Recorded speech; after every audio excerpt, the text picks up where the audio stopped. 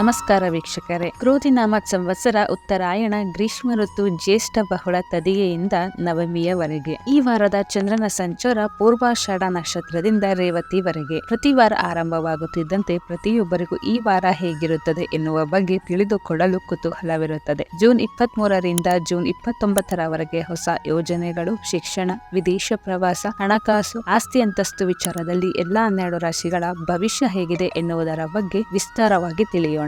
ಮೊದಲನೆಯದಾಗಿ ಮೇಷರಾಶಿ. 2ನೇ ಮನೆಯಲ್ಲಿ ಗುರು, 3ನೇ ಮನೆಯಲ್ಲಿ ಸೂರ್ಯ, ಬುಧ, ಶುಕ್ರರು ಇದ್ದು ಸಮಯ ಬಹಳ ಚೆನ್ನಾಗಿ ಇದೆ. 11ರ ಶನಿ ಕೂಡ ನಿಮಗೆ ಅಧಿಕ ಧನ ಲಾಭ ಕೊಡುತ್ತಾನೆ. ಮನೆಯಲ್ಲಿ ಶುಭ ಕಾರ್ಯ ನಡೆಯುವ ಸಮಯ, ಶುಭ ಸಂಗತಿಗಳು ನಿಮ್ಮನ್ನು ಅರಸಿ ಬರುವ ಸಮಯ, ಅದೃಷ್ಟದ ವಾರ.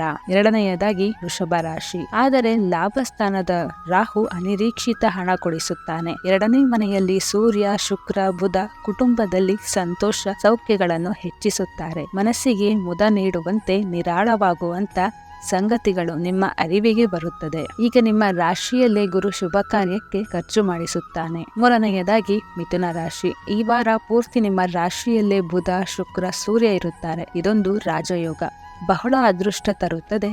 12ನೇ ಮನೆಯ ಗುರುವಿನ ತೊಂದರೆಗಳನ್ನು ಅಲ್ಪ ಮಟ್ಟಿಗೆ ನಿವಾರಣೆ ಮಾಡುತ್ತದೆ. ಲಾಭಸ್ಥಾನದಲ್ಲಿ ಕುಜ ಸ್ವಂತ ಮನೆಯಲ್ಲಿ ಇದ್ದಾನೆ. ಇದು ಸಹ ನಿಮ್ಮ ಧನಯೋಗವನ್ನು ಹೆಚ್ಚು ಮಾಡುತ್ತದೆ. ಸುಮಾರು ದಿನಗಳ ನಂತರ ಕೊಂಚ ಅದೃಷ್ಟದ ಯೋಗ ಈ ವಾರದಲ್ಲಿ ಅನುಭವಿಸುತ್ತೀರಿ. 4ನೇಯದಾಗಿ ಕಟಕ ರಾಶಿ. ಈಗ ಗುರುಬಲ ಇದೆ. ಯಾವುದೇ ಸಮಸ್ಯೆ ಎದುರಾದರೂ ಪರಿಹಾರ ತಕ್ಷಣ ಕಾಣುತ್ತದೆ. ಯೋಚಿಸಿ ಭಯ ಪಡುವ ಅಗತ್ಯ ಇಲ್ಲ. ಗುರು 9ನೇ ಮನೆಯಲ್ಲಿ ಧಾರ್ಮಿಕ ಕಾರ್ಯಗಳನ್ನು ಮಾಡಿಸುತ್ತಾನೆ. ಪುಣ್ಯಕ್ಷೇತ್ರಗಳ ದರ್ಶನ ಭಾಗ್ಯ ಇದೆ. ಪವಿತ್ರ ತೀರ್ಥ ಸ್ನಾನದ ಯೋಗ ಇದೆ. ಸಾಧು ಸನ್ಯಾಸಿ ಗುರುಗಳ ದರ್ಶನ ಭಾಗ್ಯ ಇದೆ. ಅವರ ಆಶೀರ್ವಾದ ಪಡೆಯುತ್ತೀರಿ. 5ನೇಯದಾಗಿ ಸಿಂಹರಾಶಿ. ಕೊಂಚ ಒತ್ತಡದ ಜೀವನ, ಸಮಸ್ಯೆಗಳು ಎದುರಾಗುತ್ತದೆ. ಆದರೆ ಪರಿಹಾರ ತಕ್ಷಣ ಗೋಚರಿಸುವುದಿಲ್ಲ. ಪರಿಹಾರದ ಹುಡುಕಾಟದಲ್ಲಿ ನಿಮ್ಮ ಶಕ್ತಿ ವ್ಯಯವಾಗಿರುತ್ತದೆ. ಹಣಕಾಸಿನ ಅಡಚಣೆ ಸ್ವಲ್ಪ ಮಟ್ಟಿಗೆ ತೋರಬಹುದು. ಯಾವುದೇ ದೊಡ್ಡ ಯೋಜನೆಗಳು ನಿಧಾನಗತಿಯಲ್ಲಿ ಸಾಗುತ್ತದೆ. ಕುಟುಂಬದಲ್ಲಿ ಅಶಾಂತಿಯ ವಾತಾವರಣ ಇರುತ್ತದೆ. 6ನೇಯದಾಗಿ ಕನ್ಯಾ ರಾಶಿ. ಗುರುಬಲ, ಶನಿ ಬಲ ಇದೆ. ಇದು ನಿಮ್ಮನ್ನು ಎತ್ತರಕ್ಕೆ ಕೊಂಡೊಯ್ಯುತ್ತದೆ. ಅವಿವಾಹಿತರಿಗೆ ವಿವಾಹ ಭಾಗ್ಯ ಇದೆ. ಬಹುದಿನಗಳಿಂದ ನಿರೀಕ್ಷಿಸಿದ್ದ ಯೋಜನೆಯೊಂದು ಈಗ ಕಾರ್ಯಗತವಾಗಿ ಮನಸ್ಸಿಗೆ ನೆಮ್ಮದಿ ಮತ್ತು ಹರ್ಷ ತಂದುಕೊಡುತ್ತದೆ. ಹಣದ ಹರಿವು ಉತ್ತಮವಾಗಿದೆ. 10ನೇ ಮನೆಯಲ್ಲಿ ಶುಕ್ರ, ಬುಧ, ಸೂರ್ಯ ಇದ್ದು ವೃತ್ತಿಯಲ್ಲಿ ಯಶಸ್ಸು, ವಾಹನದಿಂದ ಲಾಭ, ಬಂಧುಗಳಲ್ಲಿ ಹಿರಿಮೆ ಮುಂತಾದ ಶುಭ ಸಂಗತಿಗಳು ಇವೆ. 7ನೇಯದಾಗಿ ತುಲಾರಾಶಿ. ಹಣದ ಅರಿವು ಉತ್ತಮವಾಗಿದೆ. ಕೆಲವೇ ತಿಂಗಳುಗಳಲ್ಲಿ ಶನಿ 6ನೇ ಮನೆಗೆ ಪ್ರವೇಶವಾದಾಗ ನಿಮಗೆ ಇನ್ನೂ ಹೆಚ್ಚಿನ ಧನಲಾಭ, ವೃತ್ತಿಯಲ್ಲಿ ಯಶಸ್ಸು, ಸಾಮಾಜಿಕ ಗೌರವ ಎಲ್ಲವೂ ಸಿಗುತ್ತದೆ. ಪ್ರಶಸ್ತಿ ಸನ್ಮಾನಗಳಿಗೆ ಪಾತ್ರರಾಗುತ್ತೀರಿ. ಆಧ್ಯಾತ್ಮಿಕ ಒಲವು ಮೂಡುತ್ತದೆ. ಸಾಧು ಸಂತರ ಭೇಟಿ, ಆಶೀರ್ವಾದ ಲಭಿಸುತ್ತದೆ. ಈಗ ರಾಹು ಬಲ ನಿಮ್ಮ ಕಾಪಾಡುತ್ತದೆ. ಗುರು 8ನೇ ಮನೆಯಲ್ಲಿ ಕೊಂಚ ಅನಾರೋಗ್ಯ ಕೊಡುತ್ತಾನೆ. ಜಾಗೃತೆಯಿಂದ ಇರಿ. 8ನೇಯದಾಗಿ ವೃಶ್ಚಿಕ ರಾಶಿ. ಹಣದ ಅರಿವು ಉತ್ತಮವಾಗಿದೆ. ಕೆಲವು ಶುಭ ಸಂಗತಿಗಳು ಅರಿವಿಗೆ ಬರುತ್ತದೆ. ಗುರುಬಲ ಇರುವುದರಿಂದ ಬೇರೆ ಏನೂ ತಲೆ ಕೆಡಿಸಿಕೊಳ್ಳಬೇಕಿಲ್ಲ. ಆದರೆ 8ನೇ ಮನೆಯಲ್ಲಿ ಶುಕ್ರ, ಸೂರ್ಯ, ಬುಧ ಇದ್ದಾರೆ. ಸೂರ್ಯ ಕಟಕ ರಾಶಿಗೆ ಪ್ರವೇಶವಾಗುವವರೆಗೂ ವೃತ್ತಿಯಲ್ಲಿ ಒತ್ತಡ ಇರುತ್ತದೆ. ಆಯುಷ್ಯ ಸ್ಥಾನದಲ್ಲಿ ಬುಧ, ಶುಕ್ರರು ಇದ್ದು ಆಪತ್ತಿನಿಂದ ಪಾರು ಮಾಡುತ್ತಾರೆ. 4ನೇ ಮನೆಯಲ್ಲಿ ಶನಿ ಇರುವುದರಿಂದ ವಾಹನಗಳಿಂದ ನಷ್ಟ ಇದೆ.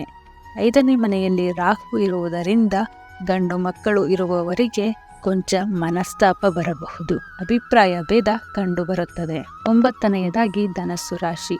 ಶನಿ 3ನೇ ಮನೆಯಲ್ಲಿ ಅತಿ ಹೆಚ್ಚಿನ ಧನ ಲಾಭ ಕೊಡುತ್ತಾನೆ. ನೀವು ಊಹಿಸದೇ ಇದ್ದ ರೀತಿಯಲ್ಲಿ ಒಂದು ದೊಡ್ಡ ಮೊತ್ತದ ಹಣ ನಿಮ್ಮ ಕೈ ಸೇರುತ್ತದೆ. ತಂದೆಯಿಂದ ಲಾಭ ಇದೆ.